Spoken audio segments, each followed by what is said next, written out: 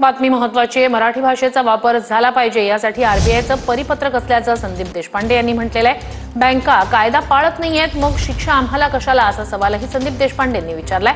दरम्यान मराठी भाषिकांवरील अन्यायाच्या निवारणासाठी किंवा याबाबत दाद मागण्यासाठी कायदेशीर संरक्षण हवं असं मत राज ठाकरे यांचं असल्याचं उदय सामंतांनी म्हटलंय।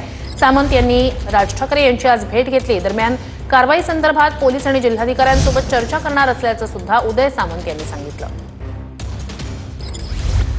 आज आम्ही त्यांना म्हणजे त्यांच्याशी जेव्हा राजसाहेबांची भेट झाली त्यावेळेलाही या विषयावर चर्चा झाली। आम्हीही सांगितलं त्यांना की मराठी भाषेचा वापर बँकांमध्ये आणि सगळीकडे झाला पाहिजे। आम्ही नाही सांगत, आरबीआयचं 2014चं परिपत्रक आहे, ते परिपत्रक सुद्धा त्यांच्याकडे दिलेलं आहे।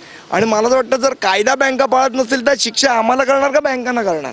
पुढच्या 8 ते 10 दिवसामध्ये पोलीस विभाग आणि जिल्हाधिकारी महाराष्ट्रातले यांची एक बैठक देखील घेणार आहे।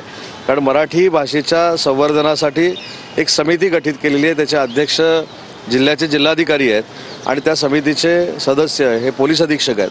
त्याच्यामुळे या सगळ्या समित्यांची बैठक घेऊन मराठीच्या बाबतीमध्ये जर कोण उलटं करत असेल तर त्यांच्यावर काय कारवाई करायची ही भूमिका त्या बैठकीमध्ये आम्ही घेऊ। मराठी भाषिकांवर काही ठिकाणी अन्याय केला जातोय, दादागिरी केली जाते, त्याच्यातनं काहीतरी मार्ग काढला पाहिजे आणि त्याला कायदेशीर वलय असलं पाहिजे असं राजसाहेबांचं मत आहे। आणि त्या संदर्भात त्यांनी मला या ठिकाणी बोलवलं होतं। त्यांच्याबरोबर मराठी भाषेसंदर्भात जी काही चर्चा झालेली आहे ती मी मुख्यमंत्री आणि दोन्ही उपमुख्यमंत्र्यांच्या कानावर घालणार। उदय सामंत कोणाचे दूत असू शकत नाही। काय आहे की महापालिका निवडणुकांसाठी ही बोलणी सुरू आहे आणि कदाचित पुढच्या काळात बघा नाव मराठी भाषेचं असतं, पडद्यामागे काय चालतं याची इत्थंभूत माहिती आमच्याकडे येत असते। तुम्ही महाराष्ट्राच्या जनतेला मूर्ख समजू नका।